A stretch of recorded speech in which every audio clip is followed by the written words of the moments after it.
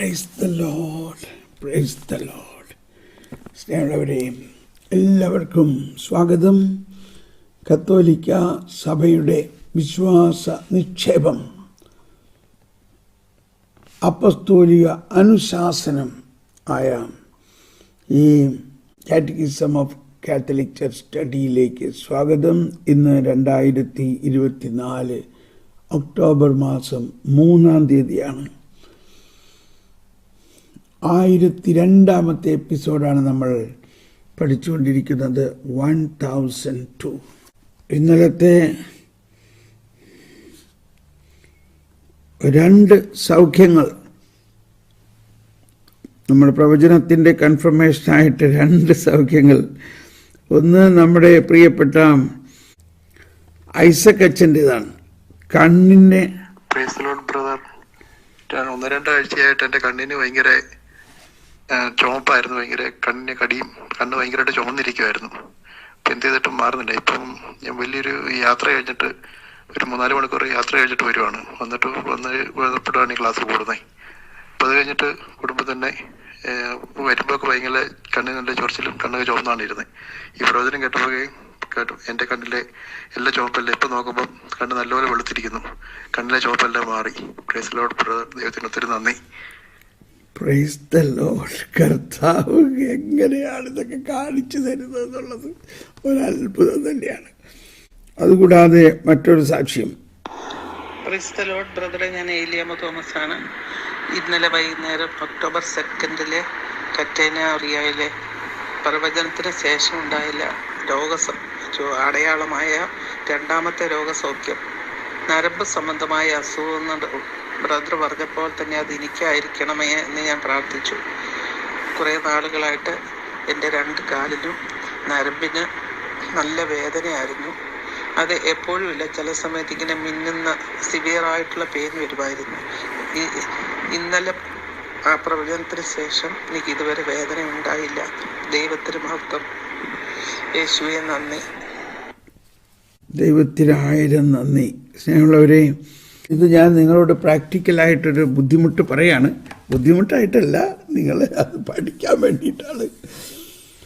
ഈ സന്ദേശം എന്താണെന്നിങ്ങനെ നമ്മൾ പ്രാർത്ഥിക്കുമ്പോൾ പെട്ടെന്ന് ദർശനത്തിലോ ശബ്ദമായിട്ടോ വരികയാണ്. ഞരമ്പ് സൗഖ്യപ്പെടും. പക്ഷെ ആദ്യം നമുക്ക് തോന്നുന്നതോ ഇതെൻ്റെ ഒരു തോന്നലായിരിക്കോ, ഇത് ശരിയാവോ, ഇങ്ങനൊരു സംശയമാണ് ആദ്യം ഉണ്ടാകണത്. അവിടെ ഞാൻ അതിൻ്റെ മുകളിൽ വിശ്വസിക്കണം. വീണ്ടും കർത്താവേ ഒന്നുകൂടി സംസാരിക്കണേ, ഇത് എൻ്റെ തോന്നലാണോ? ഇല്ല, തോന്നലല്ല. അതുപോലെ ആ കണ്ണ് കാണുന്നു, കണ്ണിൽ ചുവന്ന നിറം കാണുന്നു. അപ്പം ആദ്യം നമുക്കൊരു മാനുഷിക വിചാരം, ഇത് എൻ്റെ തോന്നലായിരിക്കുമോ. അപ്പം അങ്ങനെ ഇതത്ര എളുപ്പമല്ലാത്ത ഞാൻ പറയാണ്. പക്ഷേ അതുകൊണ്ട് അത് കഴിഞ്ഞ് ഈ സാക്ഷി കേൾക്കുമ്പോൾ ഭയങ്കര ഒരു സന്തോഷമാണ്, ഭയങ്കര ആശ്വാസമാണ്. യെസ്, നമുക്ക് പ്രത്യേകം നന്ദി പറയാം. പരിശുദ്ധാത്മാവിൻ്റെ വരദാനങ്ങൾ ഉപയോഗിച്ച് ശുശ്രൂഷ നടത്തുന്ന ഒരു ശൈലി ലോകമെമ്പാടും ഉണ്ടാകട്ടെ എന്ന് നമുക്ക് പ്രാർത്ഥിക്കാം. ലോകത്തിൻ്റെ നാനാഭാഗത്ത് ആയിരിക്കുന്ന നമ്മളെ പരിശുദ്ധാത്മാവ് ഇത്ര ആക്യുറേറ്റായിട്ട്, കൃത്യമായിട്ട് നമ്മളെ ഒരുമിപ്പിച്ചുകൊണ്ട് ശുശ്രൂഷകൾ നടത്തുന്നത് നമുക്ക് നന്ദി അറിയാം. വരുവിൻ, നമുക്ക് പ്രവചനത്തിനായിട്ട് പ്രാർത്ഥിക്കാം. പരിശുദ്ധാത്മാവേ, പ്രവചനവും ആ പ്രവചനത്തിൻ്റെ കൺഫർമേഷനായിട്ടുള്ള സൗഖ്യവും വേഗം തരണമേ. ഹല്ലേലൂയാ, ഹല്ലേലൂയാ. പരിശുദ്ധാത്മാവേ, ഞങ്ങളോട് സംസാരിക്കണമേ. ഹലബല ഹലബല ഹലബല ഹലബല ഹലബല ചരമക്കുറ ശല്ലമിയല ബക്കുറ കാറമിയല ബക്കുറ ലബിയല ബല ബക്കുറ ലംബറ. എൻ്റെ വാത്സല്യഭാജനങ്ങളെ, കർത്താവ് അരുളി ചെയ്യുന്നു, ഞാൻ നിങ്ങളിൽ നൽകിയിരിക്കുന്ന അത്യഗ്രാഹ്യമായ കൃപകളെ ഒന്നൊന്നായി നിങ്ങൾ മനസ്സിലാക്കണം. കൃപകളുടെ വിവിധത്വം നിങ്ങൾ മനസ്സിലാക്കണം. കൃപകളുടെ വിവിധത്വം നിങ്ങൾ മനസ്സിലാക്കണം. നിങ്ങളിൽ നിക്ഷേപിച്ചിരിക്കുന്ന വരദാനങ്ങളെ ഒന്നൊന്നായിട്ട് നിങ്ങൾ തുറക്കണം. നിങ്ങളിൽ ഞാൻ നൽകിയിരിക്കുന്ന നിരവധി വരദാനങ്ങളുണ്ട്. എത്രത്തോളം വിശുദ്ധന്മാരുണ്ടോ അത്രത്തോളം വ്യത്യസ്ത വരങ്ങൾ ഉണ്ടെന്ന് നമുക്കറിയാം. ഓരോ വിശുദ്ധരിലും ഞാൻ നൽകിയിരിക്കുന്നത് വ്യത്യസ്ത വരങ്ങളാണ്. എന്നുപോലെ തന്നെ നിങ്ങൾ ഓരോരുത്തരിലും വ്യത്യസ്ത വരദാനങ്ങൾ ഞാൻ നൽകുന്നു. അതിൻ്റെ എല്ലാം ഉറവിടം വിശുദ്ധ കുർബാന തന്നെയാണ്. വിശുദ്ധ കുർബാനയാണ് ക്രിസ്തീയ ജീവന്റെ ഉറവിടവും ഉച്ചകോടിയും.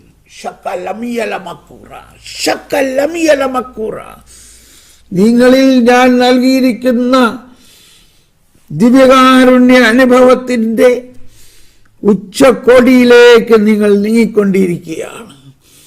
സ്വർഗീയ ആരാധനയിൽ നിങ്ങൾ പങ്കുചേർന്നുകൊണ്ടിരിക്കുകയാണ്. സ്വർഗത്തിൽ പഴയ നിയമത്തിലെയും പുതിയ നിയമത്തിലെയും ശുശ്രൂഷകൾ ഒന്നിച്ചാരാധിച്ചു കൊണ്ടിരിക്കുന്നു. ആദം മുതൽ അബ്രാഹം മുതൽ പ്രവാചകന്മാർ മുതൽ എല്ലാവരും സ്വർഗത്തിൽ എന്നെ ആരാധിച്ചു കൊണ്ടിരിക്കുന്നു. അതുപോലെ പുതിയ നിയമത്തിലെ രക്തസാക്ഷികളും പുതിയ നിയമത്തിലെ സുവിശേഷകർത്താക്കളും പുതിയ നിയമത്തിലെ വിശുദ്ധരും പുതിയ നിയമത്തിലെ സഭാപിതാക്കന്മാരും എല്ലാം എന്നെ ആരാധിച്ചു കൊണ്ടിരിക്കുന്ന ആ ബലിയിലാണ് നിങ്ങൾ പങ്കുചേരുന്നത്. നിങ്ങൾ ഒറ്റയ്ക്കല്ല, നിങ്ങളോടൊപ്പം അവരെല്ലാം ഉണ്ട്.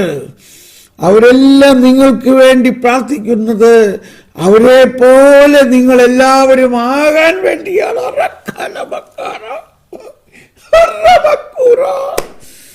ഓരോ പിതാക്കന്മാരെ പോലെയും ഓരോ വിശുദ്ധന്മാരെ പോലെയും നിങ്ങൾ എല്ലാവരും ആകാൻ വേണ്ടി അവർ പ്രാർത്ഥിക്കുന്നു. എൻ്റെ ജനമേ, ഞാനും പ്രാർത്ഥിക്കുന്നു. നിത്യപുരോഹിതനാണ് ഞാൻ. നിത്യപുരോഹിതനായ ഞാൻ ഇപ്പോൾ സനാതന ബലിയർപ്പണത്തിലൂടെ സനാതന പ്രാർത്ഥനയിലൂടെയാണ് ഞാൻ നിങ്ങൾക്ക് വേണ്ടിയും ലോകം മുഴുവനും വേണ്ടിയും സനാതന ബലിയർപ്പണവും പ്രാർത്ഥനയും നടത്തിക്കൊണ്ട് നിങ്ങളെ ശുദ്ധീകരിക്കുകയും നിങ്ങളെ നീതീകരിക്കുകയും നിങ്ങളെ മഹത്വീകരിക്കുകയും ചെയ്തുകൊണ്ടിരിക്കുന്നു. എൻ്റെ മഹത്വത്തിൻ്റെ ചൈതന്യം, എൻ്റെ നീതിയുടെ കൃപ നിങ്ങളിലേക്ക് ഞാനിതാ പുത്തൻ ഒഴുക്കായി ഒഴുക്കുന്നു. എൻ്റെ നീതിയുടെ കൃപ, നിങ്ങളെ നീതീകരിക്കുന്ന കൃപ, നിങ്ങളെ ആരും കുറ്റപ്പെടുത്താൻ പറ്റാത്ത രീതിയിൽ എല്ലാ കുറ്റവും ഞാൻ ഏറ്റെടുത്തിരിക്കുന്നു. അങ്ങനെ ഞാൻ നിങ്ങളെ നീതീകരിച്ചിരിക്കുന്നു. ആര് നിങ്ങളെ കുറ്റപ്പെടുത്തും? ഞാൻ നിങ്ങളുടെ സകല കുറ്റങ്ങളും ഏറ്റെടുത്ത് പരിഹാരം ചെയ്ത് ഉയർപ്പിച്ച് സ്വർഗത്തിലേക്ക് എടുത്ത് പിതാവിന്റെ വലതുഭാഗത്ത് നിങ്ങൾക്ക് വേണ്ടി സനാതനമായി മധ്യസ്ഥ പ്രാർത്ഥന നടത്തിക്കൊണ്ടിരിക്കുന്നു. വിശ്വസിക്കുവിൻ, ഇത് നിങ്ങൾ വിശ്വസിക്കുവിൻ, ഇത് നിങ്ങളെ വിശ്വസിക്കുവിൻ. ആമേൻ, ആമേൻ, ആമേൻ. Praise the Lord, praise the Lord. ഹല്ലേലൂയ, ഹല്ലേലൂയ, ഹല്ലേലൂയ. സ്നേഹമുള്ളവരെ, വലിയ സംഭവമാണ് നമ്മൾ ഈ കേൾക്കുന്നത്. നമ്മൾ വാസ്തവത്തിൽ വളരെ നന്ദിയോടെ സ്തുതിച്ച് പ്രാർത്ഥിച്ച് ദാഹിക്കണം. ഇതാ ഇന്നത്തെ സൗഖ്യ സന്ദേശം ഇതാണ്.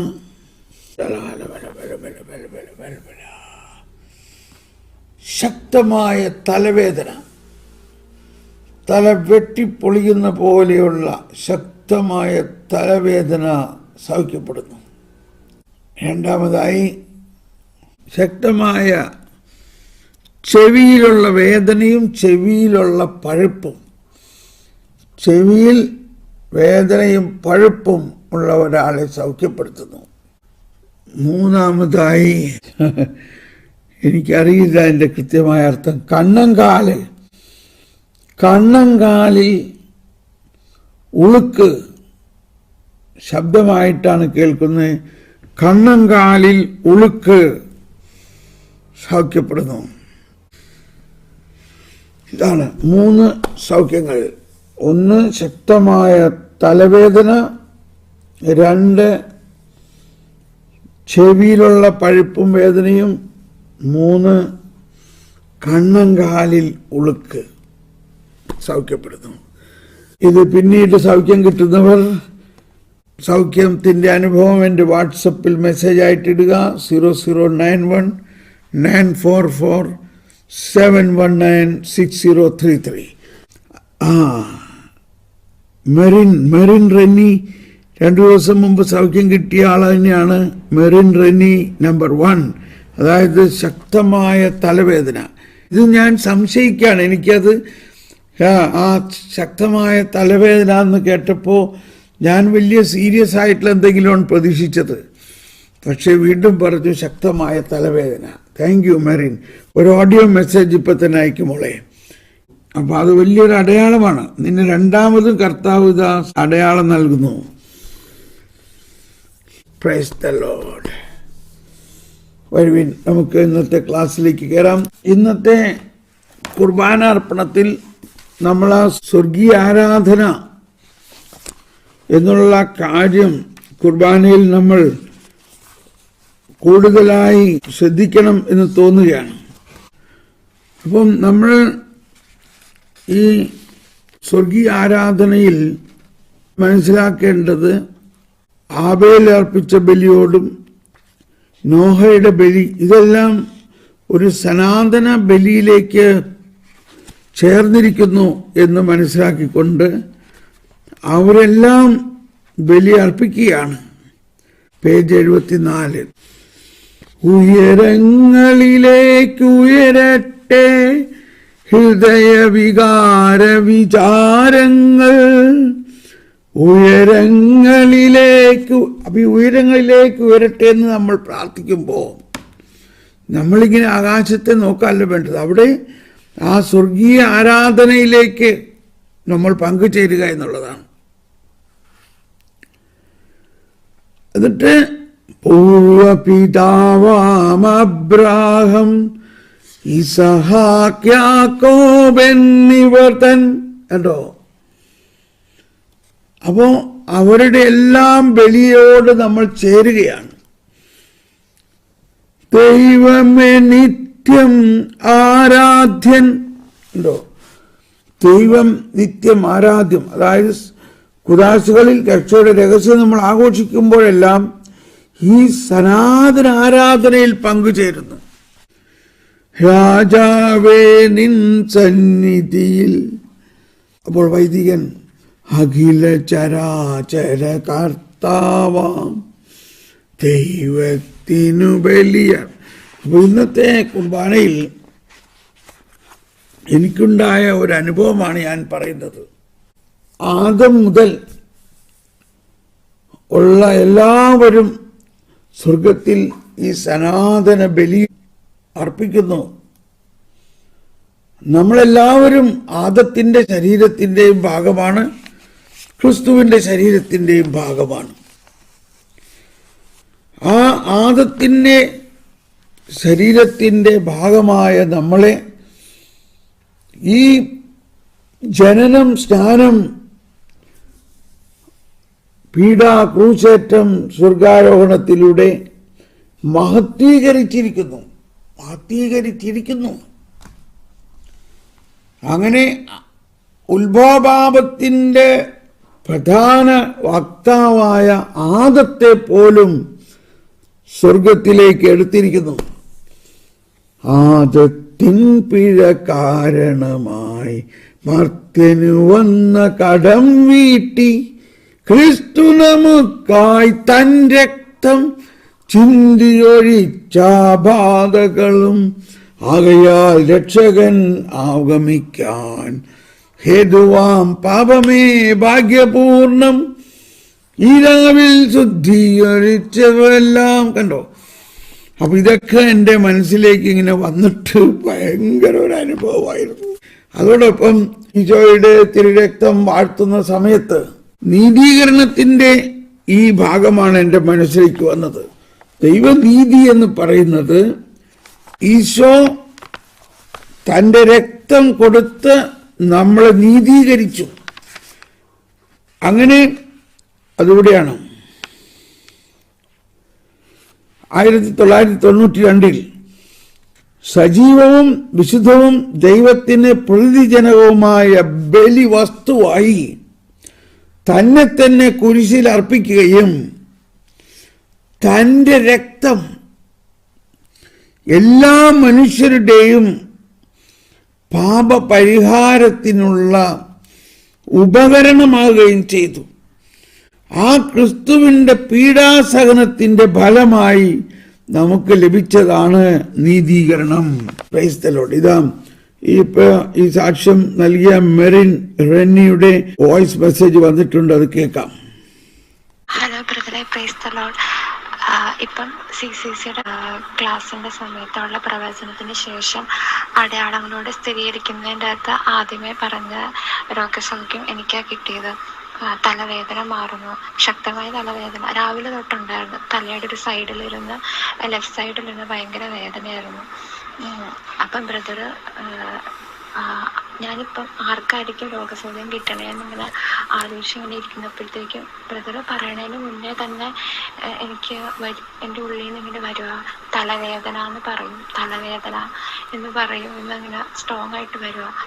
അപ്പോഴത്തേക്കും ബ്രദർ പറഞ്ഞു ശക്തമായ തലവേദന ഉള്ള ഒരാൾക്ക് സൗഖ്യം കിട്ടുന്നു. ആക്ച്വലി എനിക്ക് സംശയം തോന്നിയേനെ, അത് ഞാൻ തന്നെ ആണോ എന്ന് എനിക്ക് ഡൗട്ട് തോന്നിയേനെ. പക്ഷെ ബ്രദർ പറയണതിന് തൊട്ട് മുന്നേ എനിക്കിങ്ങനെ ഇത് പറയാൻ പോവാന്നിങ്ങനെ സ്ട്രോങ് ആയിട്ട് തോന്നി. അതുകൊണ്ട് എനിക്കിപ്പോൾ ഡൗട്ട് തോന്നില്ല, അത് എനിക്ക് തന്നെയാണ് കിട്ടിയത്. പിന്നെ ഇപ്പം തലവേദന ഇല്ല, അത് മാറി. Praise the Lord. ഇതിൽ നിന്ന് മനസ്സിലാക്കുന്ന മറ്റൊരു വരം, നിനക്ക് പരിശുദ്ധാത്മാവിൻ്റെ ആ വെളിപ്പെടുത്തലുകൾ കിട്ടുന്നുണ്ട് എന്നുള്ളതാണ്. ല്ലോ ആ പരിശുദ്ധാത്മാവ് എനിക്ക് അത് തരുന്നതിന് മുൻപേ തന്നെ നിനക്ക് അത് തോന്നിച്ചിരിക്കണം. ഇങ്ങനെയാണ് പരിശുദ്ധാത്മാവിൻ്റെ പ്രവർത്തനം. അപ്പോൾ ദൈവം മോളെ അനുഗ്രഹിക്കട്ടെ. God bless you. ഓക്കെ, ഇങ്ങനെ പുതിയ തലമുറ ആത്മാവിൻ്റെ വരദാനങ്ങളിൽ വളരട്ടെ. ഹല്ലേലൂയ. ഓക്കെ, അപ്പോൾ നമ്മൾ ഇന്നലെ പഠിച്ച കാര്യങ്ങളിൽ ഈ സ്വർഗീയ ആരാധന വളരെ വലിയൊരു അനുഭവമാണ് കേട്ടോ. ആ സ്വർഗീയ ആരാധനയിൽ നമ്മൾ പഴയ നിയമത്തിലെ എല്ലാവരെയും നമ്മൾ കാണണം. പൂർവപിതാക്കന്മാരും അതോടൊപ്പം എല്ലാ പ്രവാചകന്മാരും, അതോടൊപ്പം പുതിയ നിയമത്തിലെ ഇപ്പോൾ നമ്മൾ 1938 നമ്മൾ കണ്ടത്. അപ്പോൾ ഇന്നലെ ഒരാൾ സാക്ഷ്യപ്പെടുത്തിയായിരുന്നു ഈ 24 മൂപ്പന്മാരെ കുറിച്ച് പറഞ്ഞപ്പോൾ ഇത് ആരാണ് ഈ മൂപ്പന്മാരെന്ന് ഞങ്ങൾക്ക് വലിയ ഉത്കണ്ഠയായിരുന്നു. അപ്പോൾ 24 മൂപ്പന്മാരും അവരുടെ കിരീടങ്ങൾ താഴെ വെച്ചിട്ട് ആരാധിക്കുന്നു. അപ്പം അത് മോശ തുടങ്ങി ഉള്ള എല്ലാ പഴയ നിയമ വക്താക്കളും അല്ലെങ്കിൽ പഴയ നിയമ രചയിതാക്കൾ, പുതിയ നിയമ രചയിതാക്കളെല്ലാം അടങ്ങുന്നു. അവരെല്ലാം ഈശോയുടെ ബലിയർപ്പണത്തിൻ്റെ ഭാഗമാണെന്ന് മനസ്സിലാക്കണം. അവരെല്ലാം ആ ബലിയർപ്പണത്തിൻ്റെ ഭാഗമാണെന്ന് 1368 നമ്മൾ പഠിച്ചു. സഭ മുഴുവനും കൂടിയാണ് ബലിയർപ്പിക്കുന്നത്. ആ സഭ മുഴുവനും ബലിയർപ്പിക്കുമ്പോൾ അതിൽ വിജയസഭ, അതായത് സ്വർഗീയ മഹത്വത്തിലേക്ക് കടന്ന സകല വിശുദ്ധരും അവിടെ ബലിയർപ്പണത്തിലുണ്ട്, ബലിയർപ്പിക്കുകയാണ്. ഈ മാസം ഒരുപാട് വിശുദ്ധന്മാരുടെ തിരുനാളാണ്. അപ്പോൾ നമ്മൾ മാത്രമല്ല, മറ്റൊരു സാക്ഷ്യം വന്നത് ഇപ്പോൾ കുർബാന അർപ്പിക്കുമ്പോൾ അല്പം പോലും പല വിചാരമില്ല. കാരണം ഒരുപാട് വിചാരങ്ങൾ, നമുക്ക് സ്വർഗത്തിലെ കാര്യം ഓർക്കണം, ഇവിടത്തെ കാര്യം ഓർക്കണം, ഈശോയുടെ പീഡാനുഭവം ഓർക്കണം, മാതാവിനെ ഓർക്കണം, ഈശോയുടെ പീഡാനുഭവത്തിലെ പട്ടാളക്കാരെ ഓർക്കണം, പീലാത്തോസിനെ ഓർക്കണം, ഈശോ അനുഭവിച്ച വേദനകൾ ഓർക്കണം, അതിനോടൊപ്പം നമ്മളുടെ വേദനകളെ ഇതെല്ലാം കൂടി വന്നിട്ട് നമുക്ക് ഒട്ടും പല വിചാരത്തിന് സമയമില്ല ഇപ്പോൾ.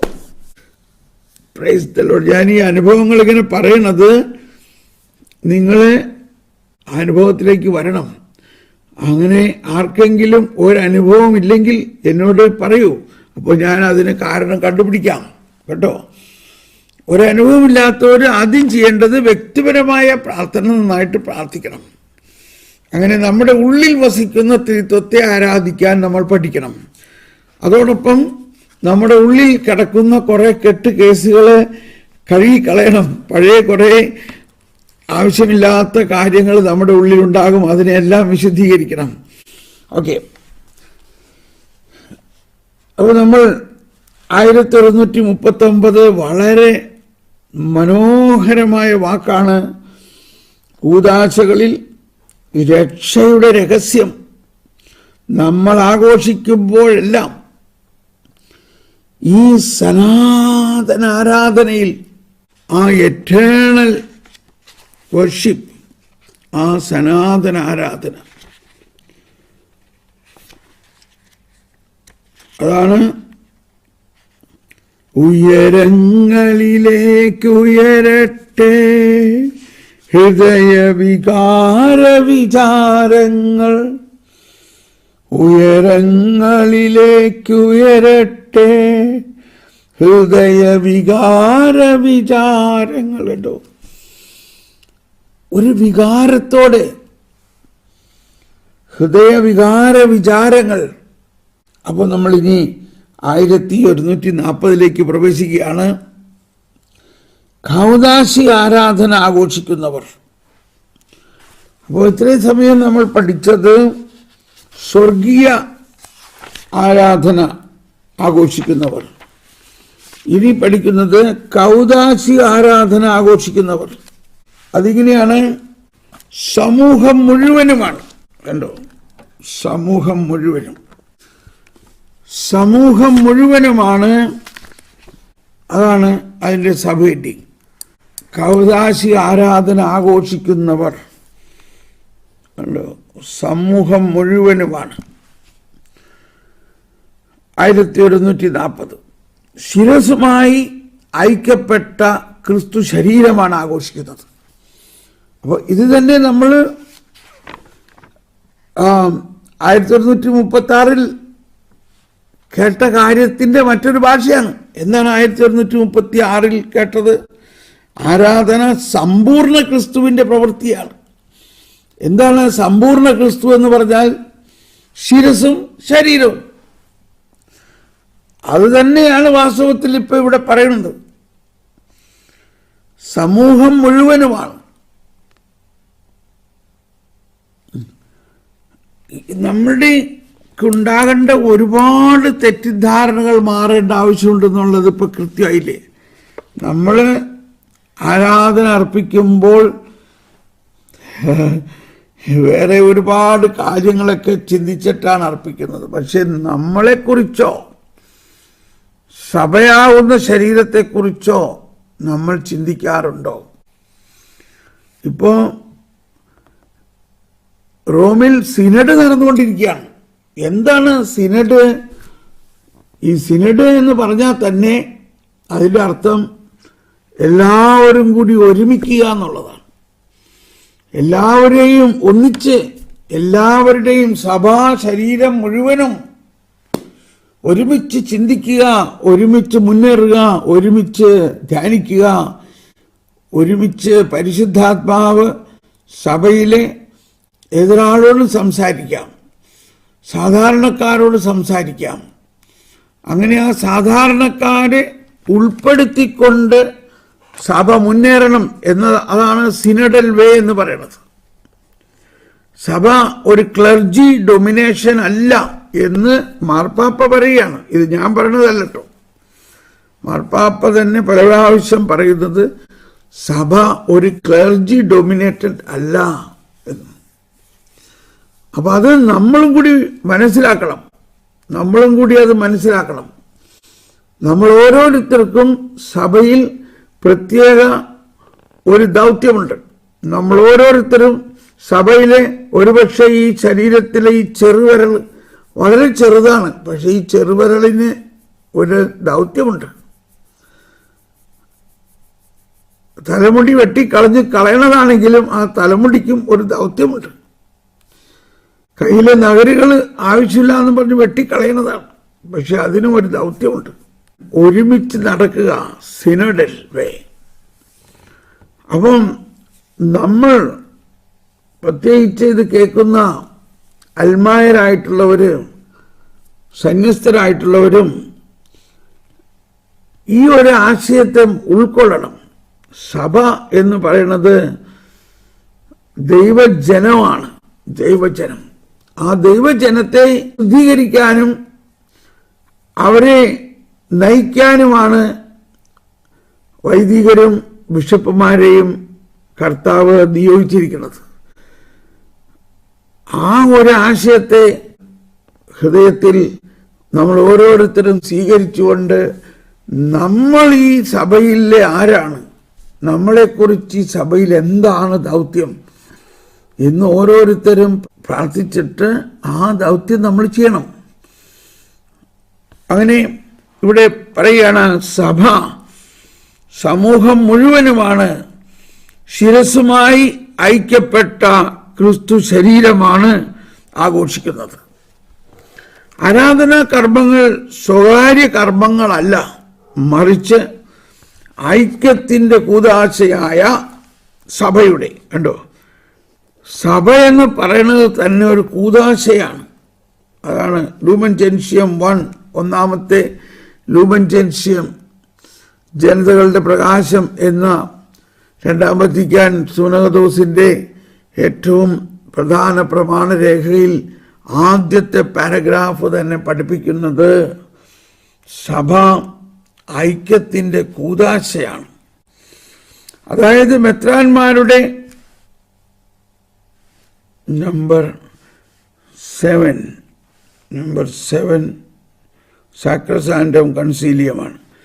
അതായത് മെത്രാന്മാരുടെ അധികാരത്തിന് കീഴിൽ ഒന്നിപ്പിക്കപ്പെടുകയും ക്രമീകരിക്കപ്പെടുകയും ചെയ്ത വിശുദ്ധ ജനത്തിൻ്റെ ആഘോഷങ്ങളാണ്. അതുകൊണ്ട് അവ സഭാശരീരം മുഴുവൻ്റേതുമാണ്. അതിനെ അവ വെളിപ്പെടുത്തുന്നു, അതിൽ സ്വാധീനം ചെലുത്തുകയും ചെയ്യുന്നു.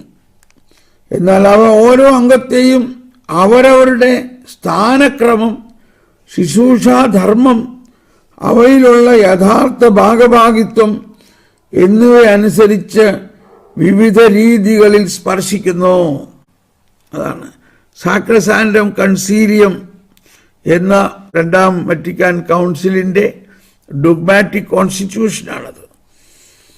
ഇക്കാരണത്താൽ ആരാധനയ്ക്കായി സന്നിഹിതരാവുകയും സജീവമായ രീതിയിൽ പങ്കുചേരുകയും ചെയ്യുന്ന വിശ്വാസികളോടൊപ്പം പൊതുവായി ആഘോഷിക്കുവാൻ ഉദ്ദേശിച്ചിട്ടുള്ള കർമാനുഷ്ഠാനങ്ങൾ വ്യക്തിപരവും ഏറെക്കുറെ സ്വകാര്യവുമായി ആഘോഷിക്കാതെ ആവുന്നത്ര പൊതുവായി ആഘോഷിക്കണം.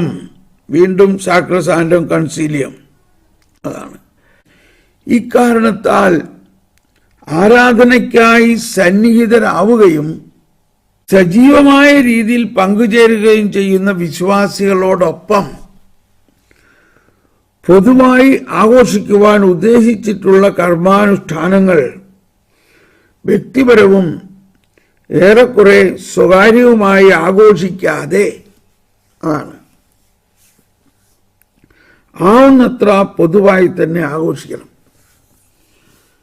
ഇപ്പോൾ നമ്മളുടെ പ്രാർത്ഥനകളൊക്കെ സജീവമായിട്ട് നമ്മൾ സമൂഹ പ്രാർത്ഥിക്കേണ്ട പ്രാർത്ഥനകളും പാടേണ്ട പാട്ടുകളും പുസ്തകത്തിൽ നോക്കി എല്ലാവരും പ്രാർത്ഥിക്കണം, പാടണം സജീവമായി.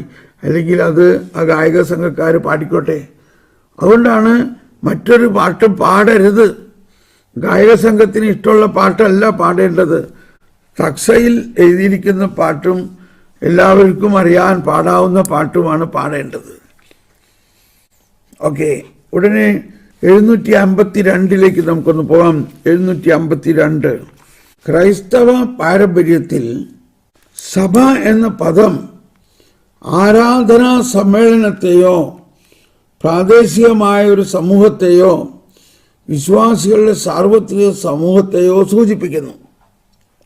ക്രൈസ്തവ പാരമ്പര്യത്തിൽ സഭ എന്ന പദം ആരാധനാ സമ്മേളനത്തെയോ പ്രാദേശിക സമൂഹത്തെയോ വിശ്വാസികളുടെ സാർവത്രിക സമൂഹത്തെയോ സൂചിപ്പിക്കുന്നു.